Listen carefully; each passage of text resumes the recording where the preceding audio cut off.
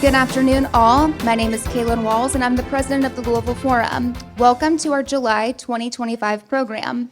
The Louisville Forum programs typically meet at noon on the second Wednesday of each month here at Vincenzo's restaurant in downtown Louisville. All are welcome. Founded in 1984, the Louisville Forum is a nonpartisan public issues group. We host debates and discussions of contemporary and sometimes controversial public policy issues that impact the greater Louisville community. For more information about the Louisville Forum, our events, to join or to make a reservation, please visit louisvilleforum.org. Today's program, the Childcare Challenge, Struggles and Solutions. As the title suggests, today's program is about an issue which has long plagued families, childcare. Despite years, if not decades, of discussion on the topic, efforts to make substantive changes to childcare affordability and accessibility, the Childcare Challenge has remained just that, a challenge. Seldom do we have a topic at the forum where there appears to be a fairly resounding consensus, let alone bipartisan consensus. However, in a June 2024 survey, 85% of registered voters across party lines totally agreed that ensuring that working families have access to affordable, high-quality childcare is important for Kentucky's future. Beginning in August of 2024, a 40-member stakeholder group of business leaders, workforce development experts, child care providers, and advocates and others began meeting to devise a list of policy changes to address this issue in Kentucky. As a result of their efforts, in May 2025, the Kentucky Chamber of Commerce released a Foundation for Action report detailing policy recommendations for lawmakers to consider in 2026. Those recommendations range from targeted local match grants and need-based economic development incentives to encourage engagement from local communities and employers, to changes to streamline childcare regulations for more sustainable business models with greater business opportunities. With us today to discuss the Childcare Challenge and proposed policy changes, we welcome to the forum 3 individuals involved with the Foundation for Action report. First is Liz McClellan, Chief Policy Officer for Metro United Way. With more than 15 years of public policy experience and an extensive understanding of state and local government, as Chief Policy Officer, Liz leads the organization's advocacy efforts with a focus on deepening the understanding of critical issues to overcoming wealth and education disparities in our region, including early and childhood education and housing.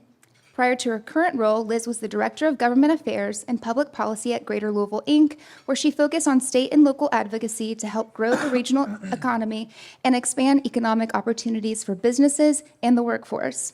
She also served as a legislative aide for Louisville Metro Councilman Rick Blackwell. Welcome to the forum, Liz. Next, we have Gus LaFontaine. Gus is the founder of LaFontaine Early Learning Center, the Nature Schools, and LaFontaine Preparatory School, a 501c3 nonprofit. Together, these institutions serve from infancy through 6th grade with a focus on innovation and educator support. Gus holds a bachelor's degree in elementary education and a master's degree in educational leadership from Eastern Kentucky University. A retired lieutenant colonel, Gus served for 25 years in the Kentucky Army National Guard and was awarded the Bronze Star Medal and the Kentucky Distinguished Service Medal. He lives in Richmond, Kentucky with his wife, Kristen, and their 5 children. Welcome, and also thank you for coming such a long way, Gus. Thank you. Our third panelist is Charles All, the Vice President of Policy at the Kentucky Chamber of Commerce. Charles oversees the Chamber's Center for Policy and Research, a key resource for economic and public policy research in the Commonwealth. Charles holds a PhD from Indiana University and has studied at Georgetown University and Villanova University School of Law. He has published articles, white papers, and reports on economic and public policy issues and has testified before legislative bodies on topics such as tax reform, workforce development, government regulations, housing, childcare, and education. Thank you for joining us today, Charles. And last but certainly not least, today's discussion is moderated by none other than the forum's very own Lawrence Smith. Lawrence is the communications director for the Kentucky Baptist Convention, where he also serves as the editor of KBC's news outlet, Kentucky Today, hosts the Kentucky Today podcast, and oversees the convention's public policy initiatives. Lawrence has been in the communications business for more than 40 years, most of it in broadcast journalism, and you might recognize him from his most recent role prior to joining KBC, where Lawrence was the political reporter for WDRB. He also appeared regularly on, and sometimes hosted, the statewide political affairs program Comment on Kentucky. He has won 2 Emmys, and has been honored by the Louisville Metro Council as part of Black History Month and is a recipient of the Integrity in Journalism Award from the Kentucky Baptist Convention. He is also a past president of the Louisville chapter of the International Association of Business Communicators. Lawrence is currently the chairman of the Program and Issues Committee here at the Louisville Forum. And with that, I'll turn today's program over to Lawrence. Thank you. Thank you, Kaylin. Glad you're all here. Before I get on with the program, I want to take a moment to recognize and acknowledge one of our guests today. Former Congressman John Yarmouth has joined us today. Good to see you.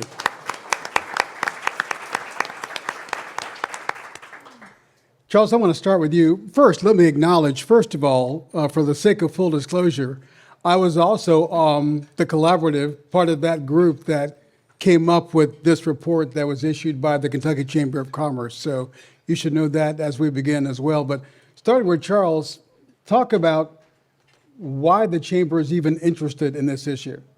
Yeah, well, first, thank you, Lawrence, and thank you to the Forum for hosting this important conversation. I was very excited to receive this invitation, not only because of the importance of what we're talking about, this is also 5 minutes away from my house. And so unlike Gus, I could just sort of hop down here, and I love those types of opportunities. The Chamber has had a long-standing interest in addressing Kentucky's long-standing workforce challenges. As many of you know, our state has one of the lowest rates of workforce participation in the country, and you can dice that up in a number of different ways. You can look at total workforce participation. You can look at what we call prime age workforce participation. That's your 25 to 54-year-olds. No matter how you slice that apple, generally speaking, we are in the bottom 10 for labor market participation, and that creates all sorts of drags on our economy. And one of the Chamber's ultimate goals is we want to grow our economy as much as we possibly can so that we all have larger pieces of the pie, more economic opportunity, and all those good things that come with that. And so how do you solve that problem? And I think that's something that policymakers have been grappling with in this state for years now. And when we look at different solutions that are on the table, so maybe that might be things like workforce development funding, higher education funding, maybe you look at criminal justice reform, substance use disorder, all these different things. One of the ones that seems to have the clearest impact is if you can increase access to high quality childcare, because what you get with that is sort of a twofold labor market impact. On the one hand, you're preparing kids to enter kindergarten more successfully and be more prepared. That has downstream effects in a number of different ways. This isn't just me saying this. I'm really just repeating the broad spread academic consensus on this issue. So we had to do a deep dive into a lot of that work throughout the course of this project. And it's overwhelming in that regard. You can prepare your future workforce in profound ways through these types of interventions. Second though, parents need access to childcare in order to actively participate in the workforce. So if you're a parent with young kids, your choices are going to kind of have to be, you either need to stay at home with that kid, in which cases some parents make that choice to do that. A lot of parents don't have that choice though, due to either limited availability of childcare, high prices, or a combination of the two. And so if you can solve those problems for those parents and give them that choice, there's a higher chance of them joining the workforce. And again, this isn't just me saying this. This is something where there's broad spread academic consensus on that issue. Even in 2019, the Trump White House Council of Economic Advisors produced a phenomenal report looking at the number of parents across the country that would need access to childcare in order to join the labor market. And that number is around 3.6 million adults. We are doing some work on that specifically in Kentucky. We're going to be unveiling that work here in the coming weeks. But I can tell you, if we can increase access to childcare, make it a little bit more affordable, the labor market effects are very significant. And they're one of those things where you can really turn the dial on solving our workforce challenges. And so the Chamber, our board of directors, at our most recent strategic planning retreat last year, elevated this issue to one of our top 5 strategic priorities for the next 3 years. And so we're really going to be leaning into it. And again, our focus is largely in trying to figure out how do we increase the size of our workforce, increase the quality of our workforce, and childcare is one of those things that we know can really move the needle on that issue. Gus, as a provider, you obviously have a big stake in this. Talk about your involvement in this. Why did you get involved? And what challenges are you facing as a provider of childcare in the state? Yeah. Well, First, thank you for the opportunity to join this forum. It's a pleasure, even if it was a 135-minute drive. It's an honor to come and represent the families that we serve. So when I was invited, and my wife was invited to serve in this collective with the Kentucky Chamber, we jumped at the opportunity because we work with about 600 families in Madison and Fayette County, and many of those families are squeezed by the challenges of trying to raise a young family in 2025. And so I looked at the collective as a way to represent their voices and seek to improve their lot through policy change or other measures that we could do to ease that burden. My experience is directly with those families. Charles has great stats. What I can offer this forum is just a very personal story about what those families are dealing with because I work so closely with them. And frankly, it's a real challenge for working class families raising their children in 2025. We'll get more into that, but Liz, I want to go to you next and talk about the United Way's interest in this. Sure. So United Way, Metro United Way has been really involved in advocating for childcare for several years now. We also do a lot of work, programming work when it comes to childcare. We have our Ready for K Alliance, which is a collective impact model focusing on improving outcomes for children and families, but from birth to age 5. So really in that period where they are, having such developmental progress, and it's such a precious time for them. And so we have been focusing on early childhood education, early care for many, many years. And so I came into this role from the chamber world, was with GLI, and really started working on it as a workforce barrier. But I'm also a mom, and I have, at the time when I was with GLI, I had 2 kids. And I have 3 kids, so I have one that's still in childcare. And so I personally know the squeeze for families when you have multiple kids in childcare. And that's coming from a very privileged position where we could make that choice, and we decided to do that. But where we really come at it from an organization is those low-income families that need the help, that need the support, that don't really have a choice of whether or not that they can stay home. So they need things like public supports that come through our state child care assistance program, and strengthening those programs for those families, for those children, and making sure that they come to kindergarten ready. Kentucky has what seems like a really dismal kindergarten readiness rate. It's 48% of kindergartners come ready to learn. That's not just numbers and literacy, recognizing letters. That's also being able to follow directions, being able to use the bathroom independently, interacting with peers. And so when you start school at a disadvantage like that, it's really hard to catch up. And the data shows broadly that, especially for low-income children, if they have access to quality private childcare, that they get a head start, that they can sort of exceed those numbers and actually be kindergarten ready and set themselves up for success. By the way, we're really glad Liz is here because last night she was stuck in an airport in Washington, D.C. She started walking. No, she found another flight, and she made it here this Just morning. barely. So we're glad you're here. Very glad to be here. You actually win the award for distance travel. Okay, I'll take it. It's hard to condense a 50-plus page report into one question, Charles, and all of you can address this. Broadly, what does this group think needs to happen in the area of addressing the child care challenges in Kentucky? Let me start a little bit with just sort of the background on why we decided to do this type of project in the first place, because this is one of those things where one way to have done this would be just read a bunch of academic literature, look at what other states are doing, and then just say, well, just go do these things, and just sort of just do that independently and say, here's the Kentucky Chamber's idea. Just throw that out there. The problem we identified over the past couple of years, though, is that there's broad spread support for childcare. Lawrence hinted at this. We've polled this issue throughout Kentucky, across all parties, across all demographics. Everybody likes it. Everybody likes the thing. The problem that we identified, though, is how do we get from where we are to where we want to be? And broadly speaking, where we want to be is that any family that wants access to childcare, needs access to childcare, has that. That's ultimately what we're trying to get to. But how do you get from point A to point B? There's all these different items out there that you can pick from, all these different strands you can pull on to try to move the needle on this issue. And sometimes having a big menu of options can be a really nice thing. We really had no shortage of options in terms of these discussions. The problem, though, is when you present that to a part-time legislature, and that's really kind of where our focus has been with this project, is trying to figure out how can our Kentucky General Assembly intervene in a meaningful way. When you present this huge menu of options to a part-time legislature like that, it can be a little bit overwhelming, and it can be perceived as a lack of consensus on this issue, and they're not wrong about that. That was one of the big problems we identified, is that there is a clear lack of consensus on how we move forward on this.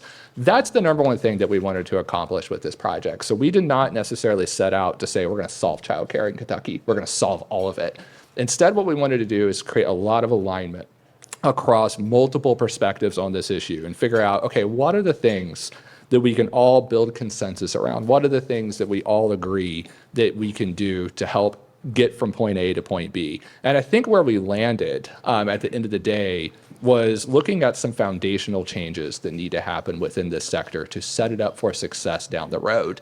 And so, to be honest, a lot of the recommendations that came out of this group, some of them are pretty technocratic. Some of them are really in the weeds, but they're intended to be that way because we're trying to create long-term, meaningful change, not some sort of flashy billboard, anything like that. We want to create this long-term systematic change. So we're looking at things like building consensus around some of the regulatory changes that can make things like operating a childcare business more sustainable. We're looking at strengthening our low-income subsidy program for low-income working families so that they have the access that they need. We also want to make sure that those middle-income families have the support that they need by making current programs like the Employee Child Care Assistance Partnership more effective. Data is another really big part of this. Our understanding of the childcare sector is nowhere near what it needs to be in terms of how much childcare do we have, how much do we think we need, how much do parents actually want. But there are some interventions we can make in those spaces by leveraging the private sector, the nonprofit sector, as well as government, to really hone in on where we need these things. I know this person doesn't like to get a ton of attention, but she's in the room. I'm going to give her a shout out real quick. But Ashley Novak Butler, this project was she was critical to making this project happen. Through Ashley's support with this project, we were able to partner with a professional facilitation firm called Convergence. And Convergence was the entity that kind of helped herd all the cats, so to speak. So a big thank you to Ashley for her support through this project and also lending her expertise throughout all of it. Altogether, that report has about 37 different recommendations across 8 individual areas. You could read the whole thing at kychamber.com/childcare. Liz read it on the plane. She said it's about 60 pages or so. But again, we're aiming for a foundational change to create a more stable sector that we can then grow from there. Gus, you talked about the challenges that families are facing, and those are obvious. What kind of challenges are you facing as a provider that you hope recommendations like this can solve? Well, I think Charles made a good point that the collective's goal was not to solve childcare. You can look around the rest of the country and nobody has solved childcare. You can look internationally and nobody's really got a viable solution for childcare that would transplant to the United States. So we can only hope to make some incremental improvements. And I think the place you start in the childcare business is with the workforce.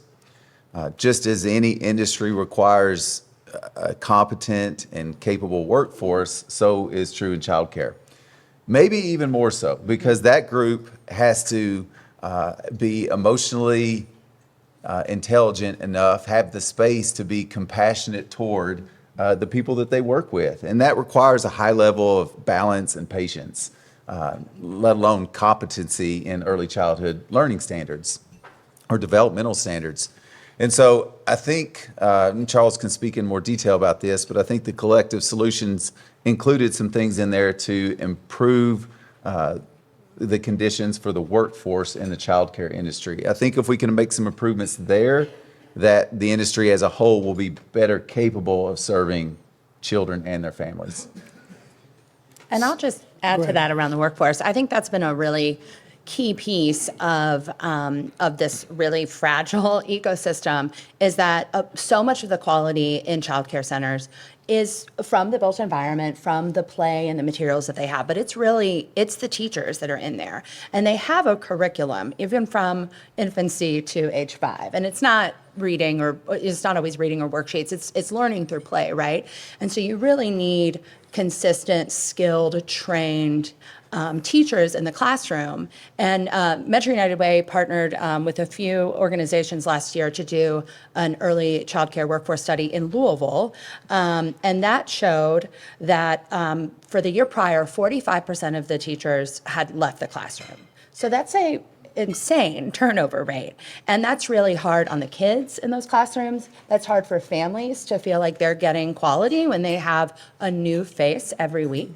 So I think solving for or making improvements when it comes to the workforce, which are very underpaid. I think with some of the pandemic supports, they were up to about $12 an hour. I think that might have leveled out a bit to around $11 an hour. And, that is, we're trusting them with our most precious, things. And so you want to make sure that you feel competent, or you feel confident in their ability to care for your kids. And I have 3 kids. They're wild. And so I don't want to be in a room with 23-year-olds, right? By myself as one adult. That's really hard. So there are some things that Kentucky has done and has really led the way on to help improve benefits for childcare educators, but we need to keep moving and have some more of those options. And if I could throw in one quick specific, just as an example of this, because the childcare workforce issue is probably one of the biggest topics of conversation that we had. Liz hinted at this a minute ago, but one of the programs that Kentucky put in place back in 2022 is something called categorical eligibility for childcare workers. That sounds really, really boring, but it's actually a really exciting thing. Basically, the way that works is we have this low-income subsidy program that allows low-income families, working families, to receive subsidized childcare. There's income thresholds with that, though. So if you make so much money, your household, you don't qualify for that.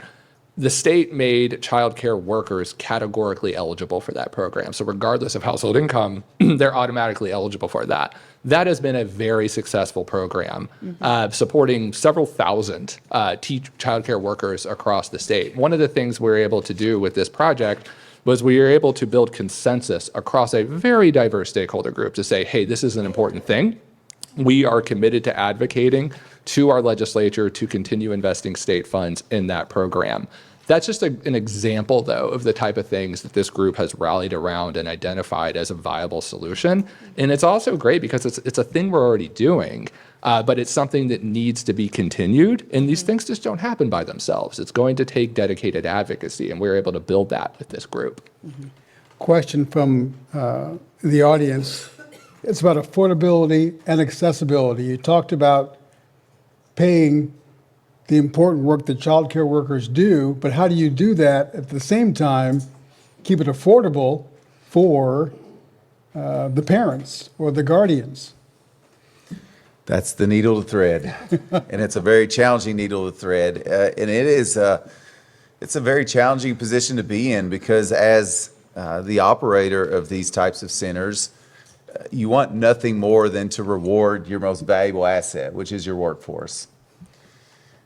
Sadly, that is in direct competition with the access portion of the question, and that's the fact that parents are funding this business. And so it's a really challenging balance to strike, and you find yourself trying to wrestle with one against the other and how to balance that the best. And there's not a great solution. I think on the workforce side, the program that Charles mentioned has been extremely valuable to retain staff, not at the expense of parents. As a staff, you have to build a great culture. You have to make it a place that people enjoy being at. You have to highlight the fact that, in large part, that this job doesn't require nights and weekends, and that's not something that comes at the cost of parents. And so you try to play that part, and at the same time try to advocate for your staff to the parents. And if you can build a great relationship between staff and families, what my experience has been is that families will accept incremental increases that fund higher wages for staff members. But again, it's a tricky balance, and it's one that a lot of child care providers struggle with. The other part of that question is accessibility. There are parts of the state where there just aren't enough slots for the number of potential children. How does this report that you came up with address that, Charles? So this is a big part of the problem. One of the first things we need to do there is we need to better identify where those areas are with a little bit more precision. Historically, the way that we've done this is by leveraging this concept called childcare deserts. And what this group found was that that's actually a pretty limited way of looking at this issue. So for example, you might identify a county as a childcare desert. Well, how meaningful is that in a state with 120 counties, and where you might have a county that doesn't have any childcare access, but perhaps it's completely surrounded along its border with childcare providers? And so this whole thing starts with identifying, okay, where are those big gaps? Where are those big pockets, and how do we do that with precision? One of the ways that we're going about doing that is through a partnership with another organization called the Buffett Early Childhood Institute out of the University of Nebraska. They've developed a pretty sophisticated methodology that gives us a start on better identifying where those pockets are. I think the second step, though, is figuring out what do parents want in those areas. I think too often when it comes to this issue, we create these assumptions about what parents want. But what do rural parents want? What different types of care are they most interested in? And oftentimes we might find that you don't need to create some big childcare center in one of these areas. Maybe you need something a little leaner, like home-based childcare. Maybe there's ways that we can incentivize any employer in those areas to offer things like on-site childcare or partner with local childcare providers. So you need these kind of nimble interventions in a lot of our rural areas in particular, and that tends to be where you see some of the biggest access gaps, oftentimes. But there's also access gaps right here in Louisville, right? And so, through the pandemic especially, we lost a lot of family childcare homes throughout the state, but especially in Louisville. And that is something where there's sort of the through line between some of our areas with highest poverty and then in rural areas too, right? Like a lot of the areas, and I think Metro government has done a good job of this, of reaching out to some of our immigrant population, helping them, some of these women become like small business owners and get certified to run family childcare homes out of their homes for some members of their community. So I think those solutions, it is about choice for different, whatever your values are as a family and what you want for your kids. You have access to whatever you think is best for your family, whether that be a culturally competent family childcare home, a religious-based childcare center, or a childcare facility. Let me address. May I add Go one ahead. thing, Lawrence? I think the access can speak to the most pressing issue of this topic, and that's the fact that many child care providers are exiting the industry and closing their doors. And so unless we can create an environment that is conducive to success in this industry, then they'll close their doors. And then that next effect will be families will be strapped to find care so that they can participate in the workforce. And then our stats that Charles referenced at the beginning of this, our stats in Kentucky for workforce participation become even worse. And this is just not a great situation anywhere. And so that's why this topic is so important. Let me address what I think is the elephant in the room, and that's funding.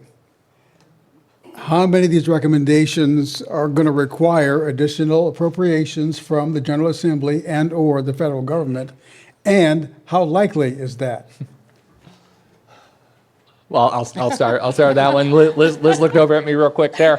One of the key funding components of this is to, first of all, maintain the successful programs that we've already created. That is very, very important. And one of the things we saw in 2024 was, again, a whole bunch of ideas on different ways to fund different things. And that strategy put at risk sustaining a lot of these key programs that Kentucky has been successful in standing up. So for example, I mentioned our low-income working family subsidy program. It's called CCAP. Child Care Assistance Program. Critical program for a little over 40,000 kids across the state, plus all their parents who are able to participate in the workforce. Without that thing, you will see drops in the labor market. You will see parents drop out of the workforce. They cannot make that choice. They will have to exit. Kentucky has done a phenomenal job of absolutely optimizing that program, but we have been able to do that by leveraging state funds. So that program is partially federally funded, partially state funded. We need to maintain those state funds. Similarly, I mentioned categorical eligibility. We're going to need to maintain those state funds. Just a few short years ago, Kentucky was investing somewhere in the range of $20 million or so a year. Current fiscal years that we're operating in right now, we've bumped that up to north of $60 million per year in these investments. So we're going to need to maintain that. A lot of these things, though, that we're encouraging the state to do will require potential staffing additions. It could potentially require contracting. Nothing enormous in a lot of ways, but oftentimes we do have a bad habit of sort of mandating something on a state agency, but then they might not have the resources to do it, and then we end up with programs that ultimately don't do what we want them to do. And so that is something that we've been very upfront about in this report, is saying when we say we want to do things like streamline our regulations through a process similar to what Montana did. Montana took a very good process for reforming their regulations. Again, that might require some state government resources. I'm going to speak up on the regulation piece. On this side. But yeah, ultimately, we're trying to build a system where we can feel confidently in investing in the future. And so but again, some of that's going to require necessary resources to make sure these programs get off the ground. Go ahead, Liz. Sure. Just with the regulations piece, that's something that we actually talked about a lot as a group. There are some federal minimum regulations that Kentucky has to maintain in order to get the Child Care Development Fund dollars that we do. And so, the things that we're recommending about streamlining, that's not about increasing ratios or eliminating anything that would compromise the health and safety of children. It really is about making things easier for providers so that there is objectivity when they have inspections and they know they know what to expect. It's not going to vary between different inspectors, and just making sure that they get sort of that back-end technical support to help them with that. So I just wanted to note that. I also want to say, Charles, yes, we were really excited in the 24 budget session that we were able to advocate for historic funding in the childcare sector from general fund dollars. That was in a place where there were a lot of conflicting asks to the General Assembly, and where sort of the different sectors were a little bit siloed. You had your early childhood people, and then you had Kentucky Chamber. We're sort of working together. But with this group, and what I was really excited to participate about this collaborative, is this brought so many other stakeholders to the table. So I am really, maybe naively optimistic that when we have stakeholders from business, we have providers, we have economic development, we have just from everything from school systems across the state, that really speaking with one voice strengthens our argument in maintaining a lot of these investments that the state has already done. So you're saying that the more people that are involved, the more likely that the General Assembly might listen to what those concerns are. That's the hope. But also the messaging piece was really important for this too. I think, we also had some voices in the room that weren't in lockstep with all of us about, and a lot of it was where resources should go. Why is childcare different from other low-wage industries, things like that? And so it was really helpful as a part of this process to sort of test that messaging in the room so that we can talk with one voice about the things that we think are going to resonate most with the decision makers. Question from the audience about the Medicaid cuts that are coming, how that might impact all of this. And Gus, as a provider, I'll start with you in that question. This is outside my wheelhouse, and this is a topic in current events right now. I would imagine that of the 600 families that we serve, that there will be families, back up. I am certain that there are families that will be impacted by that. To what degree, I'm less qualified to discuss.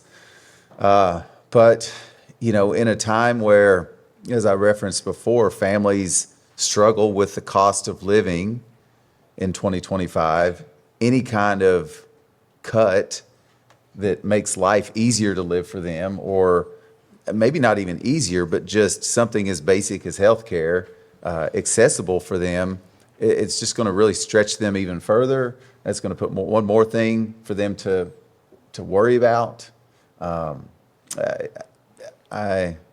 It saddens me to think of the families that will be impacted negatively by that. I hope that impact is minimal.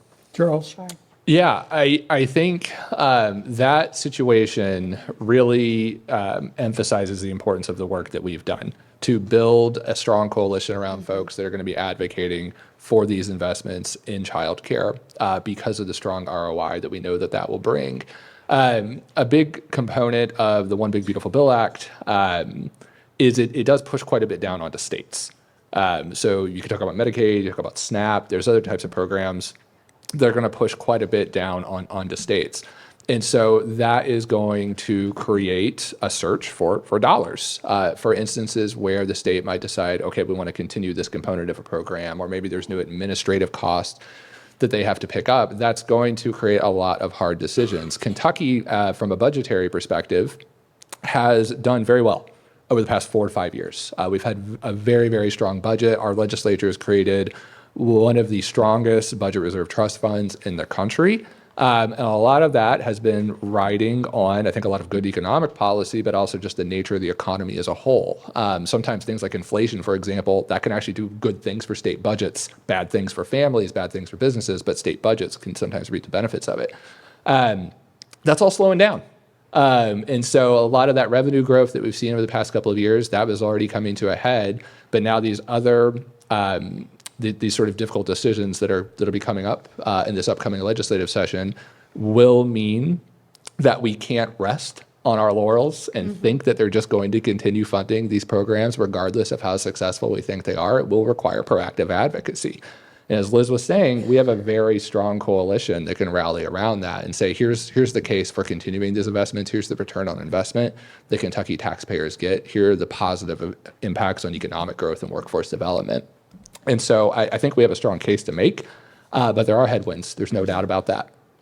Question wants to know about the role of tax policy in this. What role does it play? What role can it play? What are you guys looking at? Our tax policy wonk. Well, one thing I'll say real quick. First of all, that is a place, One Big Beautiful Bill. There are some tax provisions in that space that are going to have a big impact on childcare. The employer-provided childcare tax credit. This is a very underutilized, somewhat unknown tax credit program. Thanks to primarily Senator Katie Britt out of Alabama, but also the advocacy of organizations like the First 5 Years Fund and other organizations, including the Chamber, the U.S. Chamber of Commerce. I think United Ways were involved in this. That credit has been significantly expanded, and it will be much, much more attractive to employers that are wanting to do things like on-site childcare. The Child and Dependent Care Tax Credit Program. That is the one tax credit program that the federal government offers that directly helps families paying for childcare. So folks that are paying for services like the services that Gus provides, this is the only credit that directly benefits them. That credit was also expanded. The Dependent Care Assistance Program, that is a program to where employers can give financial assistance to their employees on a tax-free basis. That was also expanded. So some good provisions such as that. In Kentucky, it's a little more complicated. We're going to have a 3.5% individual income tax rate. That's not a whole lot to offset. That starts January of next year. So tax credits, things like that, there's not a whole lot you can do there. You can kind of look at things maybe like sales tax rebates a little bit in that space, but we kind of got to think beyond that. We're going to have to think a little bit beyond sort of how we leverage the tax code to solve this problem. At the federal level, there's some good policy there, but at the state level, there's a little bit less to play with. Mm-hmm. The governor is once again pushing public pre-K. How might that impact, if it happens, this discussion, positively or negatively? Yeah. I'll start with you. Well, Liz, go ahead. You're No. going to answer. Go ahead, Gus. Yeah. So first, I would say that any effort to expand access to families in early childhood education is exciting and inspires hope. I would say that there's some, that private providers watch this closely because they wonder what universal pre-K would look like in Kentucky. I would say that there's a large contingency of them that are fearful that universal pre-K in Kentucky could exclude private providers or more likely hollow out private providers who would then be limited to only serve age groups that weren't offered in universal pre-K. So that would probably be infants, toddlers, 2-year-olds. And the tricky thing about that is those ratios, one, for best practice require 1-to-5, 1-to-6 ratios. But the challenging part is sustaining a business with those ratios. And so many providers offer those services as a loss leader for the 3s and 4s that will follow where ratios are more favorable to operate a business. And so there's a great amount of concern among private providers that universal pre-K could hollow out the private childcare industry in Kentucky. And I mentioned doors closing earlier. More doors could close in that kind of scenario and actually have a net loss effect. And so again, the governor's not even released what that proposal will be, so I don't want to speculate, but I'll just speak to that fear that is out there among private providers in the childcare industry. Liz? Sure, I'll weigh in. I think we were really glad to see the governor. He has talked about pre-K over the last couple of budget sessions. So excited to see his enthusiasm for it. And clearly there's a lot of enthusiasm throughout the state for expanding access to early care. I think that they've started some of their town halls to sort of get feedback on it. And the commission has seemed, really interested in sort of the intersection of how universal pre-K would affect childcare and how we can make sure that private childcare is incorporated into whatever plan they come up with. I just want to note the workforce challenges that we're talking about in the private childcare sector exist in the public pre-K sector as well.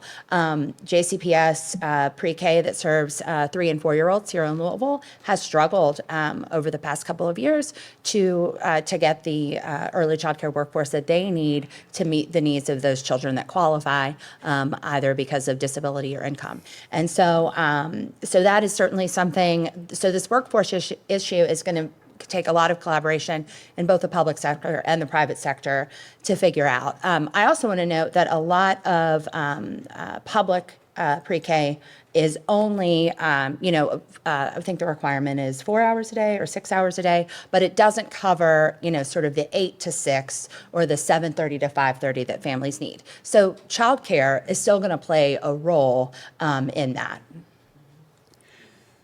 What about private companies, private corporations? What role can they play? Do they play? How many companies already provide some kind of a child care option? And how do you increase that number? Yeah, do you want to go? Do you want to go, Gus? Do you want me to go? You can go first, but I was going to talk about ECCAP. Yeah, I think ECCAP is a great example of a program. I'll speak more to the concept of things like on-site childcare by employers. It's relatively rare right now. We've surveyed that several times. Generally, you come back in the sub 5% of employers that are offering that type of program. I do think the changes to the employer-provided childcare tax credit might significantly change that. Another recommendation in our report is to create a framework for the state to offer economic development incentives to encourage more employers to offer that type of care. It's a remarkable benefit if you can get that stood up, and you can see examples of that in places such as Toyota, Baptist Health in Lexington. They actually participated in our collaborative, Rockcastle Hospital. And sometimes, too, these things create good opportunities for existing childcare providers because you can create a partnership between that employer and a local childcare provider, because generally speaking, those employers, they don't want to operate these things themselves.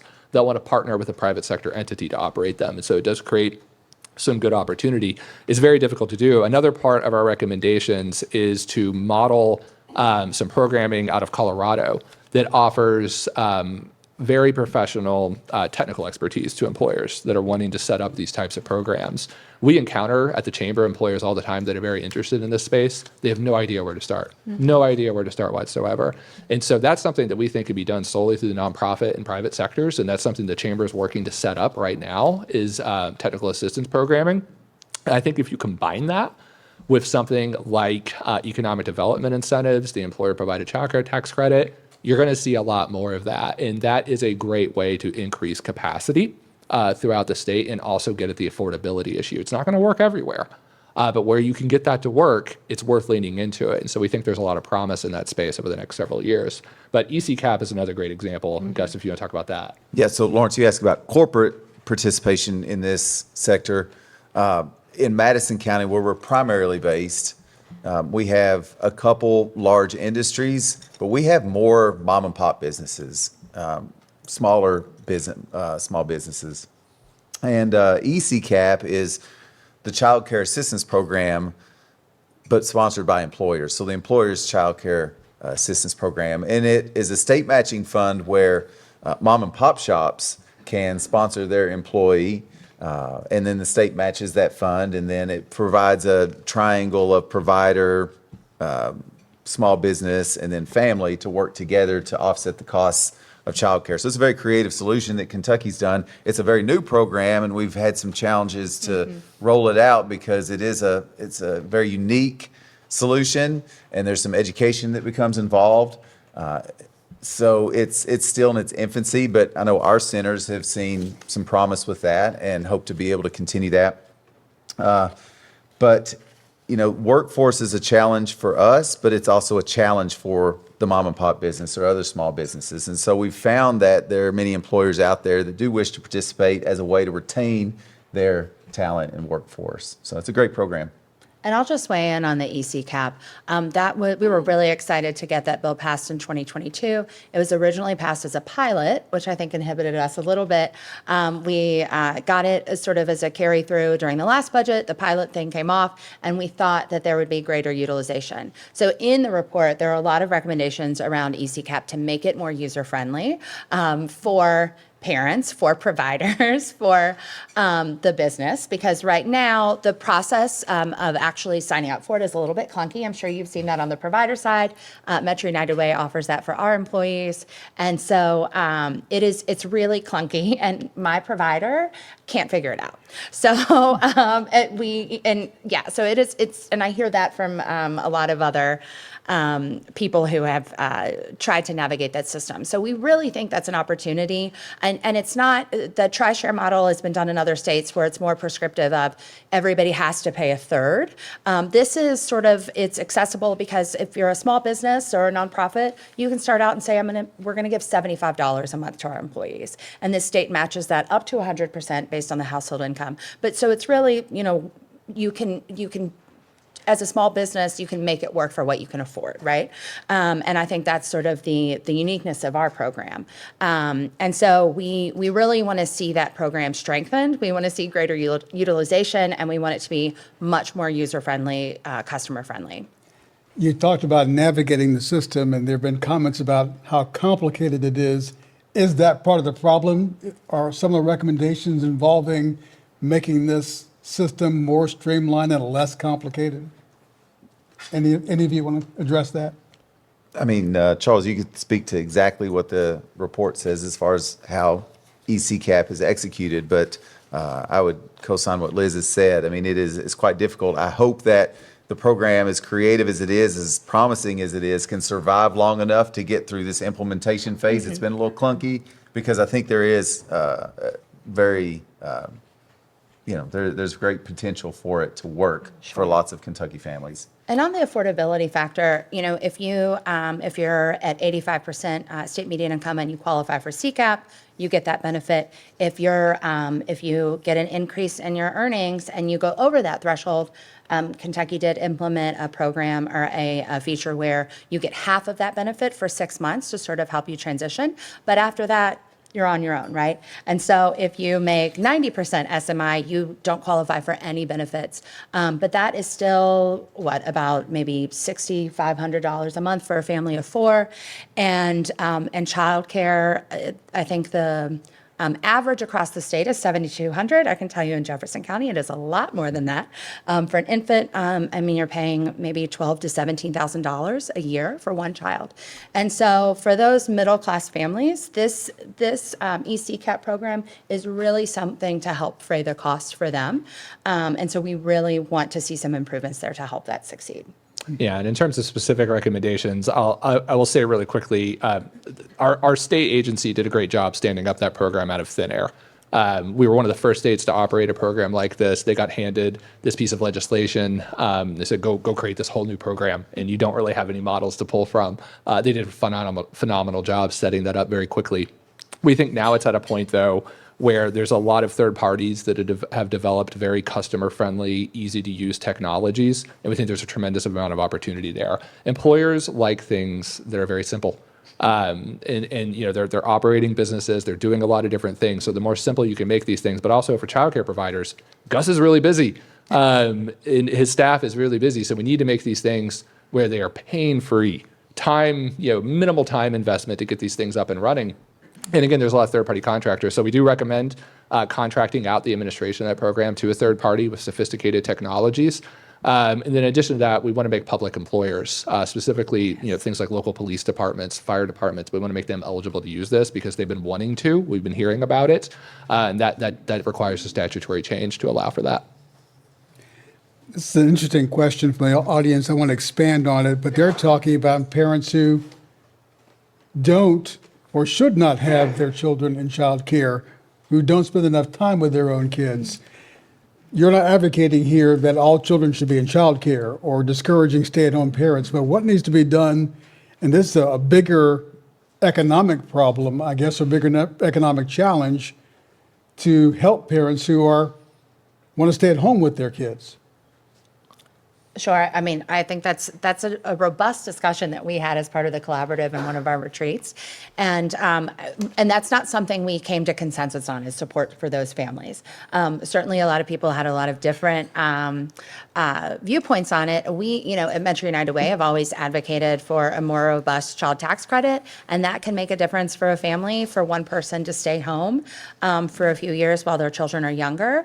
But certainly, it is about choice, and we know that some families choose to have one parent or the other. They are in a financial position where they can sort of buckle down and do that for a few years, but not every family has that choice. And so it is really about creating an ecosystem where people have that choice. I also want to note, you talked about maybe people who need to spend more time with their kids.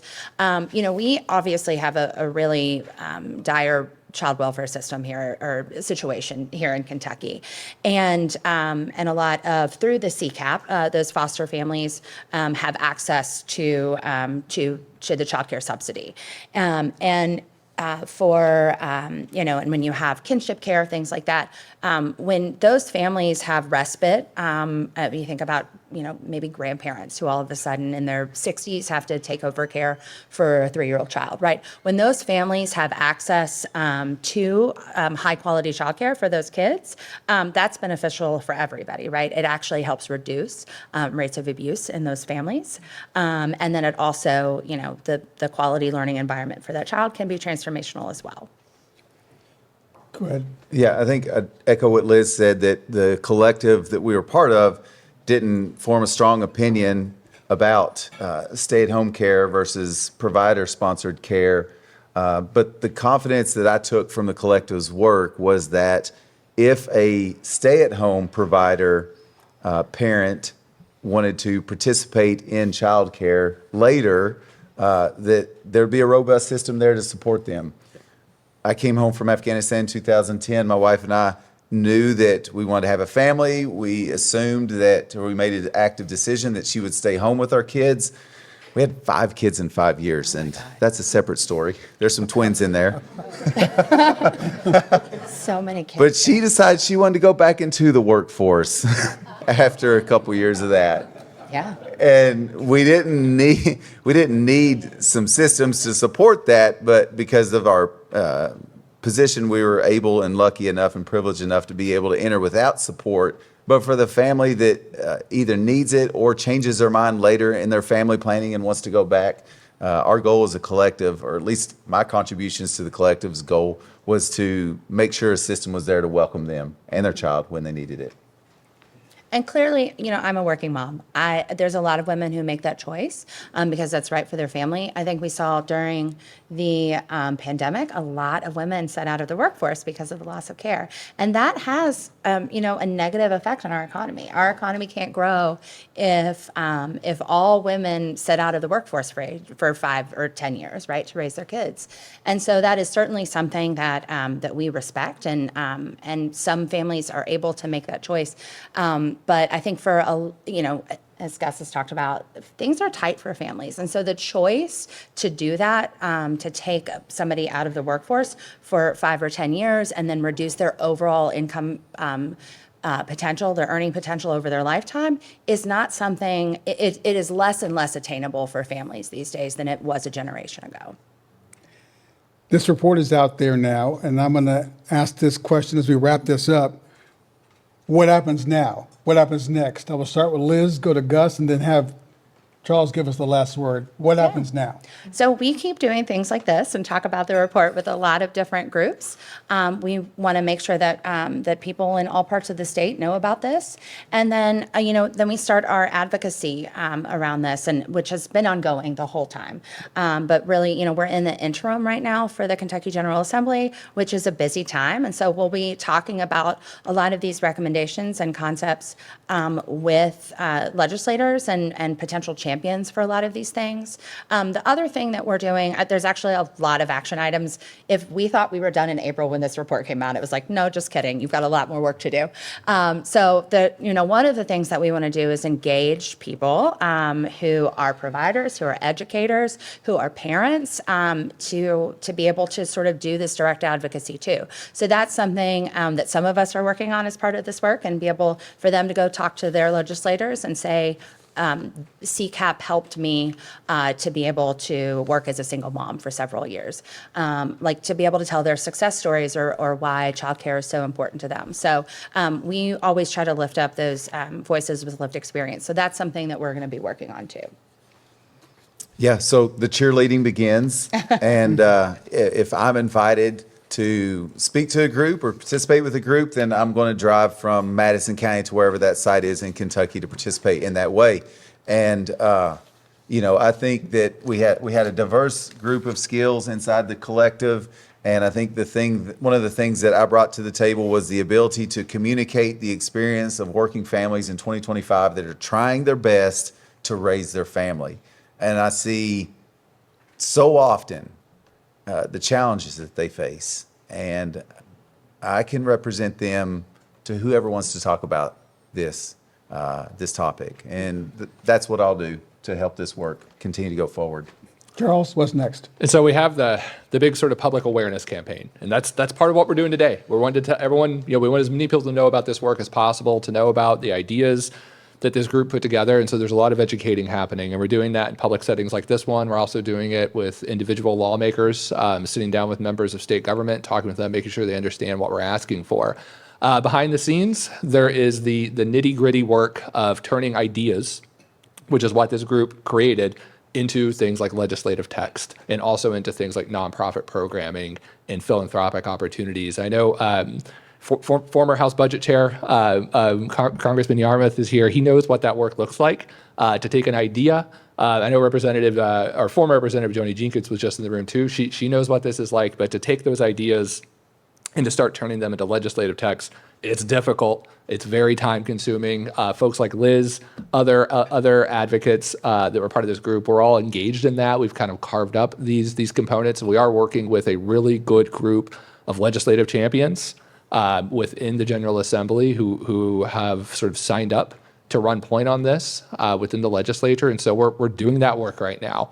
It's very time consuming. It's a very detailed type of work, but that's the type of thing that really gets this type of work done, is rolling up your sleeves and thinking about, okay, what does this idea actually look like inside of state law, state statute, state programming, and then also nonprofit, private sector programming as well. Folks, please thank our panelists.